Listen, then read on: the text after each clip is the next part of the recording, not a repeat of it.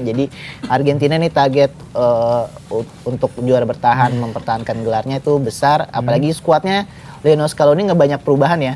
Skuad 4 tahun lalu ya. Iya, skuad andalan Argentina tahun 2022 di Qatar hampir semuanya ikut membawa modal yang positif banget lah buat mental keseluruhan tim ya. Bagaimana seorang Messi yang berusia 38 tahun bisa membawa Argentina gitu kan. Ini bakal mengangkat mental rekan-rekan yang lainnya juga sih. Lionel Messi mencetak hat-trick di laga pertama grup J Piala Dunia 2026. Sanggupkah Messi membantu Argentina mencetak back-to-back gelar juara di era profesional? Nah, untuk mengulas lebih lanjut, gua Ramdhani Bur di podcast Kick Off sudah ditemani oleh dua jurnalis Okezone, ada Bang Erha dan juga Bang Rifan Nasri. Biasa ya? Ya. Gimana kabar ini? Sehat, Mas Bur. Ini kita tadi pagi banget, Argentina menang 3-0 atas Aljazair ya. Kita lihat Messi di usianya yang beberapa hari lagi menginjak 39 tahun kan. Masih gila banget main bolanya. Dapat bola, lengket banget, terus juga umpan-umpannya nggak pernah salah. Hampir setiap shoot tuh gol. Dia kalau nggak salah melepaskan 4 shot on target, 3 jadi gol kan. Gila banget. Nah, kalau melihat Messi yang mainnya kayak gini, terus juga Argentina yang solid banget kayak istrinya, umpan 1-2-nya sangat berjalan gitu. Ini apakah ini tanda Argentina akan juara Piala Dunia 2026 nih? Kalau menurut saya sih peluangnya lumayan. Ini ada Argentina nih. Oh iya, Argentina. Argentina banget nih bajunya nih.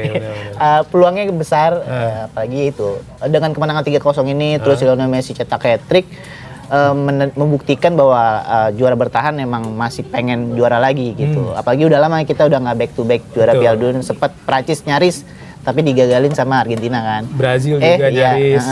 Brazil malah 3 kali beruntun ya. Terakhir kali back to back kan Brazil di tahun 58-62. Lama banget tuh. Makanya nyaris Prancis kemarin 2022 kan, tapi dibatalin sama Argentina. Jadi Argentina ini target untuk juara bertahan, mempertahankan gelarnya itu besar. Apalagi skuadnya Lionel Scaloni nggak banyak perubahan ya. Skuad 4 tahun lalu ya. Iya, skuad andalan Argentina tahun 2022 di Qatar hampir semuanya ikut gitu. Kecuali paling Di Maria masih main. Di Maria enggak. Kecuali Di Maria kan. Jadi ada yang bilang ini malah jadi ya itu masalah karena nggak ada pemain regenerasi. Tapi kalau menurut saya ini membuktikan bahwa Lionel Scaloni pengen lagi juara. Dan itu dibuktikan di laga pertama di Kansas City ya. Kansas City menang. Iya, menang 3-0 dan hebatnya lagi kan Messi di situ cetak sejarah ya. Jadi bakal jadi. Jadi pencetak gol terbanyak sepanjang masa. Betul. Walaupun 16 gol ya. Iya, walaupun menyamai rekor close. Iya, di Jerman 16 gol. 16 gol. Dan dengan masih aktifnya Messi kan berarti ya kesempatan dia buat ngelewatin close tinggal selangkah lagi kan. Walaupun dia juga nggak bisa tenang karena Mbappe nih baru aja golin 2 kan lawan Senegal dan sudah mencetak 14 gol di Piala Dunia ya. Jadi ya tapi kita nggak usah lihat ke depan. Dia Messi sementara masih unggul lah di perebutan gelar top skor Piala Dunia sepanjang masa. Iya, apalagi pas habis hat-trick juga langsung diganti kan Messinya. Simpan buat lawan selanjutnya nih. Selanjutnya lawan Senegal dan juga lawan Austria Yordania. Betul. Jadi kansnya gimana? Menurut saya besar, ada banget gitu ya. Gimana Bang? Jadi kalau menurut gue kalau kans Argentina juara ya tentu ada ya, karena kan memang Argentina itu tim besar ya. Setiap turnamen diikuti ya pasti Argentina masuk dalam daftar kandidat juara. Dan memang di Piala Dunia kali ini startnya juga bagus tuh. Dibanding kandidat lain kan Spanyol justru imbang. Jerman menang besar, Argentina menang besar. Dan ini startnya udah bagus nih buat Argentina nih. Selain menang, itu kan tadi seperti disinggung ya, Messi cetak rekor, Messi hat-trick, ini kan berarti membawa modal yang positif banget lah buat mental keseluruhan tim ya. Bagaimana seorang Messi yang berusia 38 tahun bisa membawa Argentina gitu kan. Ini bakal mengangkat mental rekan-rekan yang lainnya juga sih seperti itu. Apalagi juga ditambah ini kan kemungkinan bakal Piala Dunia terakhir Lionel Messi. Jadi ya mungkin rekan-rekannya bakal kayak tahun 2022 kan banyak yang bilang mau bantu Messi biar ngangkat trofi karena satu-satunya trofi yang belum dirasain sama Messi waktu itu Piala Dunia. Nah, ini sekarang lagi-lagi rekan-rekannya bakal berusaha ngebantu Messi mengangkat trofi Piala Dunia untuk terakhir kalinya gitu. Nah, kalau Ronaldo gimana? Nah, Ronaldo kira-kira temen-temennya bakal ngelakuin hal yang sama nggak kayak yang dilakukan oleh Rodrigo de Paul, Lautaro Martinez, Julian Alvarez di Argentina. Kita lihat mereka kayak satu padu tuh memang ingin ngebantu Messi memenangkan trofi Piala Dunia. Saat itu di 2022 trofi perdana ya. Sedangkan kita tahu kan Ronaldo belum pernah, ini Cristiano Ronaldo maksudnya, belum pernah juara Piala Dunia kan. Prestasi terbaiknya itu cuma lolos ke semifinal di Piala Dunia 2006. Itu merupakan debutnya Ronaldo, setelah itu kan belum pernah lagi tuh masuk ke fase-fase akhir. Nah untuk Kansas di tahun ini gimana? Portugal, sebenarnya dari secara skuad Portugal sangat bagus banget kan? Dari lini belakang sampai depan tuh bagus banget. Pokoknya ya sebenarnya layak banget buat jadi juara Piala Dunia 2026.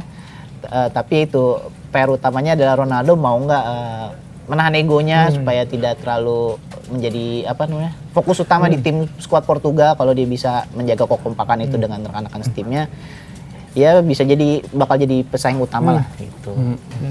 Jadi bisa lah ya. Bisa, tapi itu ada isu kan Ronaldo nggak akrab sama Bruno Fernandes lah. Pokoknya banyak beda sama Lionel Messi di Argentina yang bener-bener didukung 100% oleh tim. Malah ada yang bilang kan kamarnya Lionel Messi jadi sendiri ya? Iya sendiri, tapi jadi pusat perkumpulannya pemain-pemain Argentina, main kartu di sana, ngobrol-ngobrol tuh di kamarnya Messi. Yang kamarnya 202. Kalau digabung 2+2 jadi 4. Nah, itu Piala Dunia Argentina yang keempat. Argentina udah 3 kali juara ya. 78, 86 dan juga 2022. Gimana, Pak? Ya kalau tadi peluangnya Portugal tuh juara ada ya kan. Karena memang dari singgung sama Rifan tadi secara skuad itu kompetitif banget. Kedalaman skuadnya itu mumpuni, cuman yang pasti kansnya tidak sebesar Argentina kalau menurut gua. Tetap ada peluang juara tapi lebih besar peluang juaranya si Argentina. Karena ya tadi Argentina main kan udah kelihatan kan. Bagaimana mereka Aljazair itu bukan lawan yang mudah karena kan awal-awal juga memberikan perlawanan kan. Cuma ternyata ya memang Argentina kelasnya di atas Aljazair. Seperti itu sih. Tapi rekan Portugal bakal ngebantu Ronaldo nggak? Kalau kayak gini Messi. pasti setiap skuad itu kalau dalam turnamen pasti kalau dibilang ngebantu ya pasti ngebantu. Cuman pasti mereka juara dunia bukan karena buat agar pemain teman itu juara, tapi karena mereka buat pasti pengen juara juga gitu loh. Apalagi Portugal juga ada Diego Jota kayak memasukkan namanya, penghormatan gitu. Jadi ya ada motivasi tambahan dari tim Kalau Portugal. Teori konspirasi ini lo percaya nggak? Apa tuh Mas? Tahun ini tuh jatahnya Ronaldo. Karena kita tahu kan Ronaldo diundang Donald Trump nih ke Gunung Putih itu satu. Terus juga ada dari salah satu toko kartun kan Simpson katanya prediksi final Piala Dunia 2026 itu Portugal dan Meksiko. Dan itu mungkin aja Meksiko kan kita tahu tuan rumah kan. Tuan rumah kan mungkin nanti di fase knockout Meksiko kedapetan main di kandangnya. Karena kan sebenarnya knockout itu gak ada jaminan tuan rumah main di kandang dia sendiri karena tuan rumah ada 3 nih. Jadi bisa jadi Meksiko atau kedapatan main di Amerika. Tapi bukan gak mungkin nanti di knockout Meksiko dapetnya di kandang semua tuh. Dan itu kan ngebantu mereka pasti. Terus juga Portugal kita tahu tadi Bang Hera udah ngomong secara materi pemain oke banget lah dari Diogo Costa di kiper, terus juga di back ada Ruben Dias, Nuno Mendes, terus di tengah ada Vitinha, João Neves, depan ada Rafael Leao, Ronaldo, Bernardo Silva dan lain-lain kan. Dan itu seakan menunjukkan kalau memang kayaknya tahun ini jatahnya Ronaldo. Tapi menurut lu berdua gimana? Iya, kalau menurut saya kayak tadi secara kualitas squad itu Portugal mungkin lebih baik di antara tim-tim lain ya. Argentina bagus di lini depan tapi lini belakangnya agak kurang gitu. Lini tengahnya juga kurang kuat. Brazil pun begitu kan. Lini depannya mewah tapi lini tengah dan belakangnya kurang. Hancur. Gitu. Iya. Kalau Ancelotti belum bisa maksimalin Brazil kan seri kan ditahan. Benar. Casemiro udah ketuaan ya. Spanyol lawan Cape Verde aja empot-empotan ditahan 0-0. Jadi ya dari secara kualitas Portugal punya banget modal buat bersinar di Piala Dunia 2006 ini. Jadi kalau ya seperti kata Mas Bur banyak cocok loginya, bisa jadi juga masuk. Ya. Ini selain cocok logi Portugal, terus juga kehebatan Argentina di laga pertama, ada juga kejutan nih di Piala Dunia 2026 kan. Kita tahu di matchday pertama ini Spanyol di luar dugaan bisa ditahan tim debutan Verde. Padahal Spanyol tanpa Lamine Yamal tetap Spanyol. Maksudnya Yamal kan baru pulih dan baru main di akhir babak kedua. Tapi di luar Yamal kan Spanyol main top kan. Ada Oyarzabal, ada Cucurella yang baru gabung Madrid kan ya. Bener. Akhirnya ada perwakilan Madrid ya. Kipernya Unai Simon apa David Raya sih? Masih Simon kan? Nah, David Raya kiper sekelas David Raya di Spanyol cadangan kan. Terus juga di tengah ada Pedri, ada banyak pemain lagi. Dan juga ada juga yang Arab Saudi kan bisa nahan Uruguay, bahkan Arab unggul lebih dulu tuh timbang si Uruguay status juara 2 kali juara Piala Dunia. Kira-kira apa sih yang bikin Piala Dunia 2026 ini bikin kejutan atau banyak kejutan gitu? Karena itu banyak debutan-debutan yang mungkin mereka belum tahu kekuatan utama dari Tanjung Verde, Cape Verde. Jadi ya itu mungkin jadi masalah utamanya dan Luis de la Fuente nih kayak benar-benar kesulitan waktu mencoba menembus ya, dan fokus utamanya kan yang ngebuat Spanyol frustrasi adalah kipernya ya. Fozinya. Iya, itu nama jadi asli siapa? Dias gitu ya. Iya, Josip siapa gitu. Iya. Dan pernah tim sama Witan ternyata ya.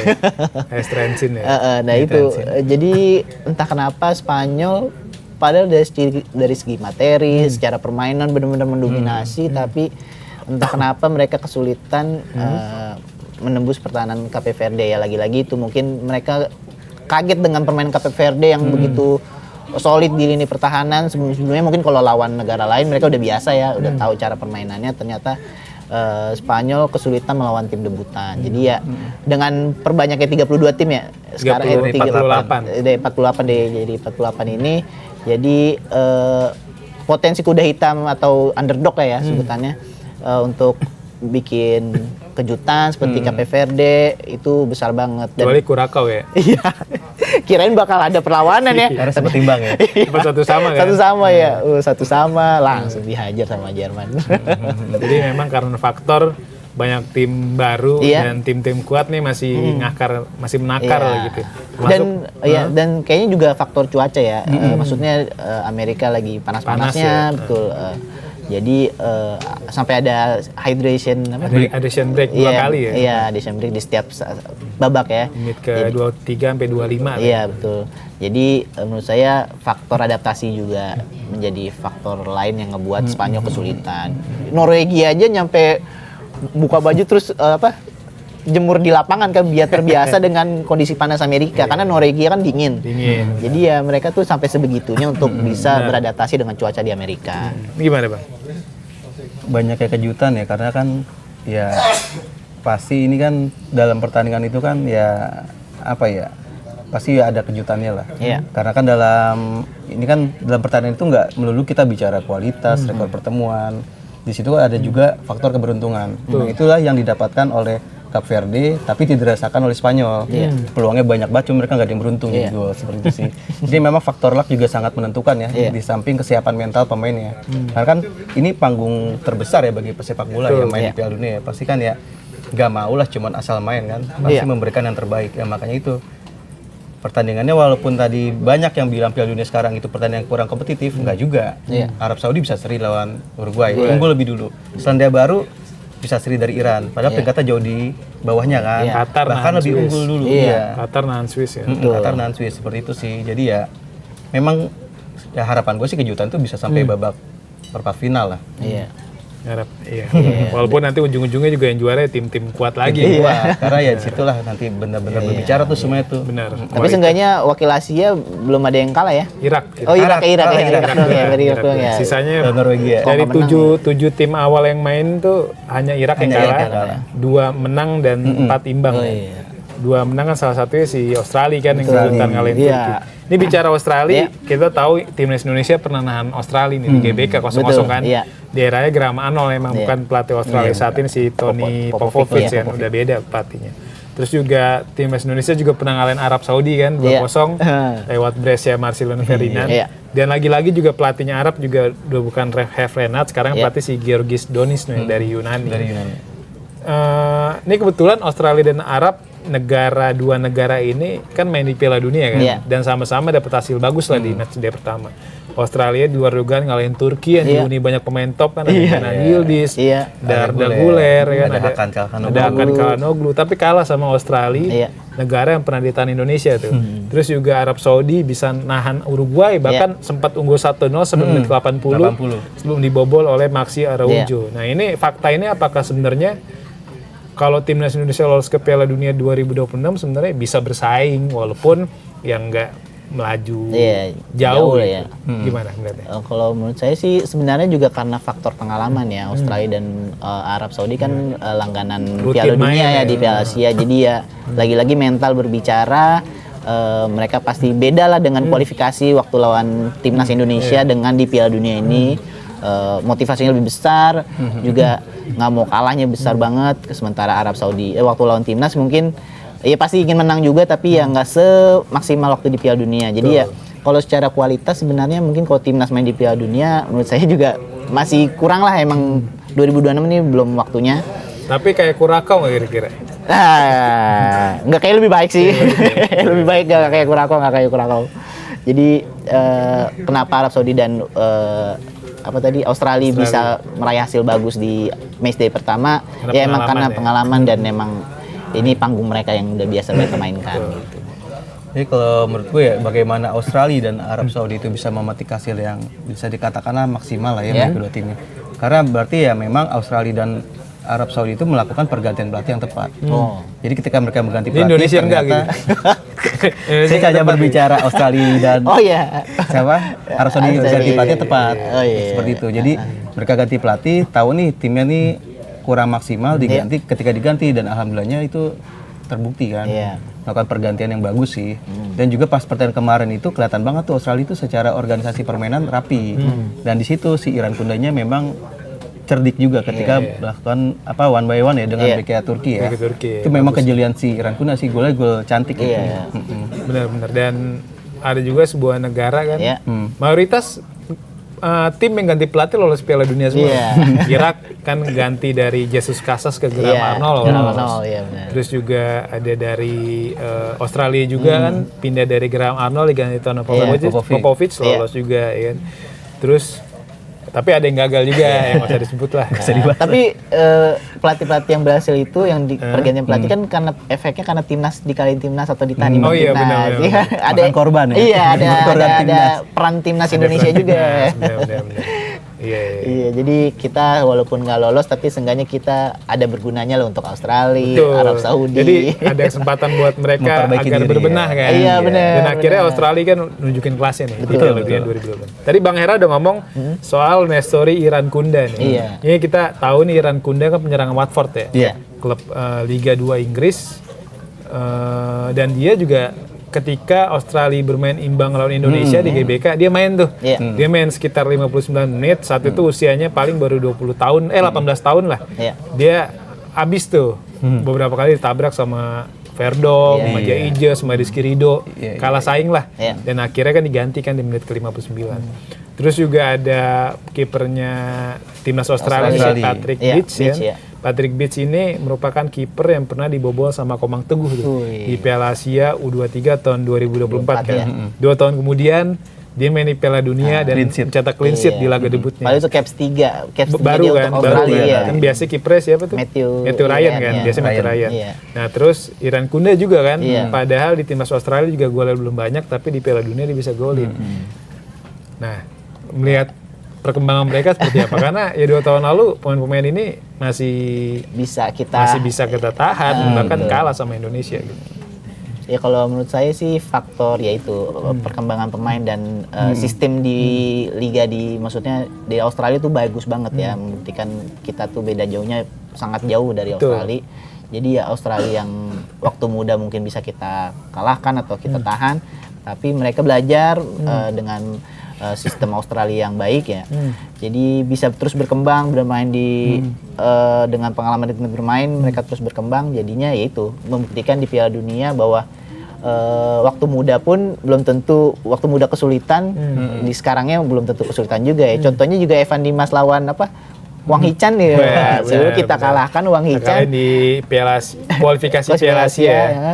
Tapi kan Wang Hichan sekarang ngebantu Korea Selatan di Piala 2026. Jadi ya itu lagi-lagi pemain muda kita PR utamanya dari itu harus banget terus berusaha walaupun di muda kita udah bagus, tapi ya di seniornya juga harus bersaing ketat gitu, jangan sampai kehilangan momentum lah. Ya. Betul. Gimana Bang? Jadi kalau menurut gue ya bagaimana mereka 2 orang ini bisa berproses ya, berprogres ya seperti itu ya. Dan yang menariknya lagi itu kan si Tony Popovic itu cukup percaya dengan pemain muda. Iya. Kelihatan dari skuadnya itu banyak pemain muda dan bagaimana para pemain yang diberi kepercayaan ini ya bisa menjawabnya dengan kemenangan itu. Jadi ya ada peran dari pelatih di samping dengan mereka ya kemauan mereka untuk terus berlatih keras untuk meningkatkan diri lah. Jadi ya ini sejalan sih, pemainnya bisa berlatih, bisa meningkat berproses, sementara pelatihnya bisa membawa kepercayaan itu ke dalam timnya. Karena kemarin kalau kita lihat itu pertandingan lawan Turki ya, mereka percaya diri banget kan. Justru di situ Turki saya lihat frustasi lawan Australia ya. Berapa kali mereka cuma mengandalkan tendangan jarak jauh lah. Seperti itu. Bagaimana ya memang bagus juga kan organisasi permainan si Australia. Betul. Ini ada pemain yang menarik perhatian, bukan Messi, bukan Ronaldo, tapi Fozinya. Sebenarnya udah dibilang juga Bang Rifan. Fozinya ini kita tahu kiper Cape Verde yang cetak debut di usia 40 tahun. Ya. Ini kita lihat karirnya sekarang main di klub Liga 2 Portugal, Chaves kalau nggak salah nama klubnya.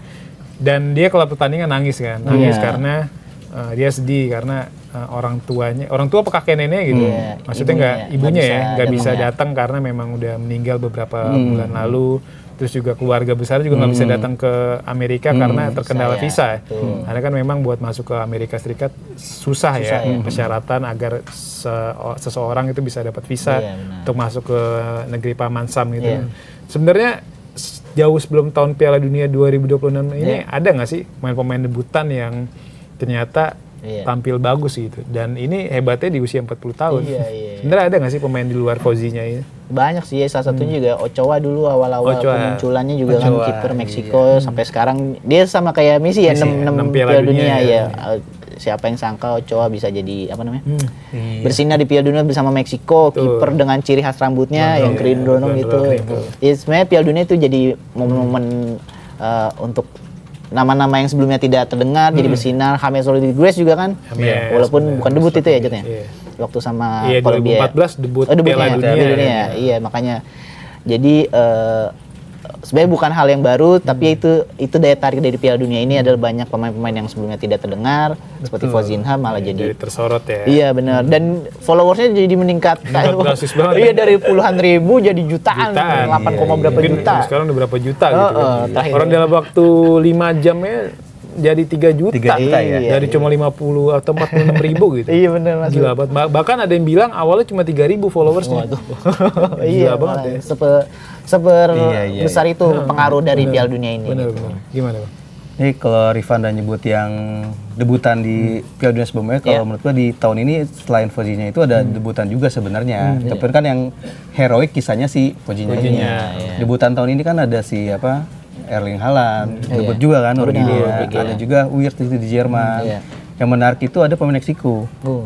Debut di usia 17 tahun, 240 hari. Nah, ini dia jadi pemain termuda sepanjang sejarah Piala Dunia yang main di pertandingan pembuka. Pertandingan pembuka Piala Dunia itu dia yang paling muda. Seperti itu sih. Dan dia katanya ya memang gelandang berbakat lah, tipikal gelandang pengatur tempo, pengatur serangan. Kayak gelandangnya Maroko siapa? Ayobi. Ayobi apa Ayob? Langsung meroket juga namanya. Meroket juga kan, bisa matiin Casemiro. Jadi inceran tim-tim Inggris. Tim top itu. Dan keputusan tepat dipindah ke Maroko kan. Kalau dia bertahan di Prancis, ya udah masih di Lille aja itu susah. Ya satu lagi mungkin debutan paling oke Miroslav Klose kali. Di Piala Dunia 2002 kan di laga debutnya dia langsung hat-trick kan. Ketika Jerman menang 8-0 lawan Arab Saudi ya. Dan golnya sundulan semua tuh. Ingat banget Klose di Piala Dunia 2002 5 gol di Piala Dunia itu 5-5 sundulan.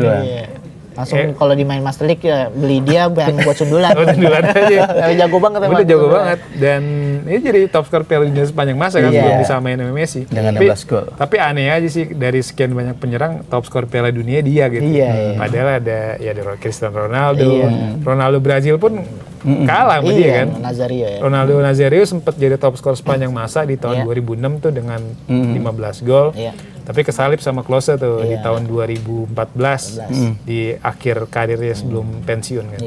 Messi sekarang menyamai. Messi sekarang dengan menyamai Klose juga dengan 16 gol ya kan.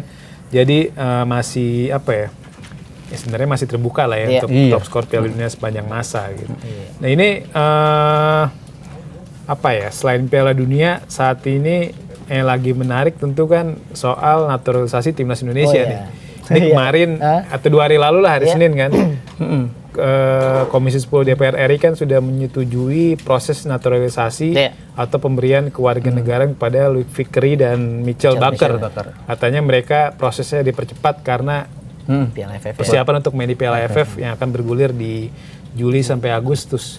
Sebenarnya dua pemain ini butuh nggak sih? Dibutuhkan timnas Indonesia nggak sih? Karena kan kita tahu ada banyak banget pemain naturalisasi yang ternyata ya segini doang kayak Maurits Zelstra, kayak Jens Reven. Kalau Rafael Strijk gue sebenarnya masih suka sih, cuma memang belum ada kesempatan aja. Kalau menurut lu gimana soal Luc Vickery dan Michel Baker ini? Kan Luc Vickery oke lah udah main di kasta teratas Liga Australia bersama MacArthur dan tendangan-tendangan itu emang bagus banget sih. Nah kalau Michel Baker ini mesti pembuktian nih, karena kita tahu dia masih di level universitas. Dan belum ada caps di level profesional. Gimana? Kalau menurut saya, kan Piala AFF ini kita nggak bisa mengeluarkan skuad terbaiknya ya, karena beberapa pemain dari Eropa nggak di sini ya, persiapan pramusim biasanya.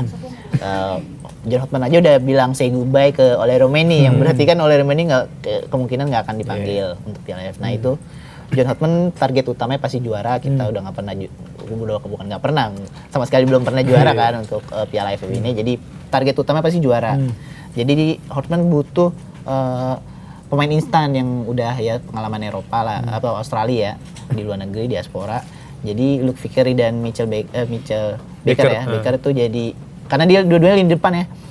Depan. Jadi fokus utamanya adalah lagi-lagi timnas kurang di lini depan. Jadi Jerman butuh pemain depan yang bisa benar-benar menjawab keraguan dia. Betul. Apalagi juga di Michel Baker tuh walaupun di university di Amerika ya, maksudnya masih akademi, tapi dia udah cetak berapa gol, ratusan malah dalam berapa musim gitu. Jadi ya postur tubuh juga tinggi banget kan, 190 berapa guys. Kayak sama kayak Elkan Bagot ya, 196 ya. Iya, makanya jadi untuk membantu timnas bisa berjaya di Piala AFF dan butuh instan ya, lagi-lagi butuh instan. Jadi menurut saya naturalisasi yang tepat. Tapi untuk lagi-lagi kayak Rafael Strijk kan kesalahan kesulitan di Super League, jadi PR utamanya lah jangan dulu lah ke Liga Indonesia gitu. Jadi berkarirlah dulu di luar, di liga yang punya lebih kompetitif. Dan Michel Baker juga harapannya bener gabung klub MLS ya. Kabarnya dia masuk MLS draft ya Colorado Rapids ya. Kalau memang dia masuk itu oke banget sih. Ya. Kita lihat juga kabarnya Michel Baker dulunya katanya atlet rugby. Jadi pas adu badan Elkan Bagot latihan tuh Elkan Bagot bental tuh. Iya dia sebenarnya berotot banget, atletis ya. Harapannya sih bisa jadi solusi ya untuk depan timnas Indonesia. Gimana Bang? Iya, kalau menurut gue proses dua pemain ini dinaturalisasi butuh apa nggak butuh? Menurut gue ya butuh. Karena kan ya memang terutama untuk Piala AFF ya, karena sudah disebut sama Rifan itu nggak bisa pakai pemain yang main di Eropa. Jadi kan ya ini untuk menambah opsi di lini depan si John Hotman. Karena dengan dua pemain ini apakah nanti ternyata dia tidak terpakai atau terpakai itu kan biar nanti waktu yang menjawab kan. Tapi seenggaknya kita coba dinaturalisasi dan di permainan seperti apa. Karena dengan adanya dua tambahan ini punya amunisi baru nih Indonesia nih yang tim-tim lain tuh juga nggak tahu kan siapa kan. Selain datangnya dua pemain baru ini juga tentunya bisa meningkatkan kompetisi di antara para penyerang Indonesia. Karena mau nggak mau mereka harus bisa tampil maksimal. Kalau untuk mengamankan posisinya. Jadi ya meningkatkan daya saing juga sih. Dan mungkin juga alasannya kan waktu akhir Mei kan sempat ada pemusatan latihan, pemain lokal-lokal tuh dipanggil yang di John Hotman juga udah bilang kayaknya kalau untuk squad untuk pure liga lokal tuh agak sulit. Mereka dia kesulitan lah untuk mengembangkan permainan untuk melatih. Makanya mungkin Luc Vickery dan Michel Baker ini adalah jawaban atas ya biar lini depannya bisa bersaing. Iya, bisa bersaing untuk di Asia Tenggara ini gitu. Jadi ya mau nggak mau dia harus ngambil dari pemain naturalisasi, dari pemain keturunan, karena itu masalah John Hotman adalah dia kesulitan buat maksimalin liga lokal gitu. Ini staf khusus Menteri Hukum si Pak Nur Kurompot kan dia mulu sekarang yang bocorin ya. Iya benar. Ya, duluan saya tuh tahu kode-kode dari Pak Arya Sinulinga. Sekarang udah nggak ada nih. Hasani Abdul Ghani juga dulu sempat ya. Hasani karena dulu sebelum Arya masuk ya Pak Hasani kan. Sekarang tuh si Pak Nur Kurompot kan dia bilang tuh di weekend lalu di minggu ini katanya minggu depan di minggu ini si Luc Vickery dan Michel Baker diproses. Dan bener diproses kan. Katanya setelah si Luc Vickery dan Michel Baker akan ada 2 pemain lagi nih yang akan diproses atau di kloter selanjutnya. Dia bilang pemain itu berdarah Jerman dan Belanda. Iya. Ini kalau kita menarik ke belakang sebenarnya ada banyak banget kan pemain Jerman dan Belanda kan. Di Jerman tuh ada Laurin Ulrich ya, pemain Stuttgart yang musim lalu dimainin di FC Magdeburg. Terus juga ada Reno Munz. Nah, Reno Munz ini memang nggak punya darah Indonesia tapi dia lahir di Jakarta. Jadi secara aturan dia eligible untuk dinaturalisasi jadi WNI kan. Terus kalau di Belanda tuh ada banyak pemain. Ada Julian Urip nih, pemain AZ Alkmaar U21 yang pernah jadi kapten timnas Belanda U19. Terus juga ada Tristan Goyer. Walaupun Goyer beberapa fotonya yang berkaitan dengan Indonesia dicoret nih. Jadi bukan coret, dihapus. Entah dihapus atau di archive ya, di archive. Itu ada Tristan Goyer yang back Ajax yang musim lalu dipinjemin ke PJ Zwolle. Terus juga ada Denzen Bergen juga. Penyerang haus gol di Liga 2 Belanda yang mencetak banyak gol untuk VVV Venlo. Ini dari pemain-pemain yang gue sebutin tadi, kira-kira siapa nih 2 pemain yang dimaksud? Yang dari Jerman dan Belanda gitu. Kayaknya sih potensinya Laurin Ulrich sama Tristan Goyer ya, karena ya itu walaupun tadi ada yang berbau Indonesia dihapus-hapus sama dia, tapi 2 nama ini paling sering dalam beberapa tahun terakhir tuh 2 ini yang paling kenceng. Apalagi juga kalau Laurin Ulrich kan posisinya gelandang ya, kita butuh banget pelapis. Tom Hay kayak kemarin Tom Hay nggak bisa main karena sanksi. Kita benar-benar kesulitan di lini tengah, nggak ada gelandang kreatifnya. Verdong sama Pelupesi kan bertahan banget. Jadi kita butuh gelandang alternatif ya. Ulrich ini bisa banget jadi opsi. Gimana Bang? Ini menurut gue ya sama sih, Laurin Ulrich sama Tristan Goyer ya. Enggak, sama John Urip. John Urip. John Urip. John Urip tadi bilang. Enggak. Mungkin gelandangnya maksudnya. Karena Laurin ya benar, tim Indonesia tuh butuh pelapis ya Tom Hay kan, karena praktis Tom Hay nggak ada, John Hartman tuh mengubah gaya permainan kan. Yang tadi di lini tengah itu pusat kendali permainan lebih ke melebar, manfaatkan lebar lapangan kan. Karena 2 ini diisi oleh gelandang yang pure gelandang bertahan ya, lebih defensif ya. Atributnya lebih defensif. Jadi ya perlu ada pemain pelapis sih yang kalau bisa sih kualitasnya nggak jauh beda dengan Tom Hay. Seperti itu, biar ketika nggak ada satu pemain ya nggak masalah gitu. Karena ini terasa di lini pertahanan ya. Kipernya nggak main satu ya masih ada Audiero, masih ada Pas. Lapisnya setara ya. JIZ kemarin nggak ada, masih ada bagus. Seperti itu sih. Ini tinggal di gelandang Mas Striker PR sebenarnya. Yang waktu lawan mana aja kita cadangin kiper Ajax. Keren banget omongnya. Kiper C cadangan. Kalau gue sih harapannya Uri sama Denzen Bergen. Uri karena dia bisa main di gelandang serang dan winger kiri. Denzen Bergen kan penyerang ya. Dan kita tahu penyerang tuh jadi titik lemah lah. Kalau Ole ya bagus, tapi dia kayak lebih cocok main di winger deh. Dia buat narik-narik, jadi golin penyerang. Kayak harapan ini, kalau gue sih berharap Denzel Bergen dan Laurin Ulrich ya. Oke deh, kita udah ngobrol-ngobrol setengah jam nih soal dari Messi yang hat-trick dan juga persaingan sengit di Piala Dunia hingga sampai di timnas Indonesia ya untuk persiapan main di Piala AFF 2020. Nanti kalau ada yang seru-seru lagi kita ngobrol-ngobrol bareng ya di podcast Kickoff. Oke, Zoners, terima kasih banyak sudah ngobrol-ngobrol, nemenin kita ngobrol-ngobrol terkait dari Piala Dunia dan Timnas Indonesia. Sampai jumpa di podcast Kickoff selanjutnya.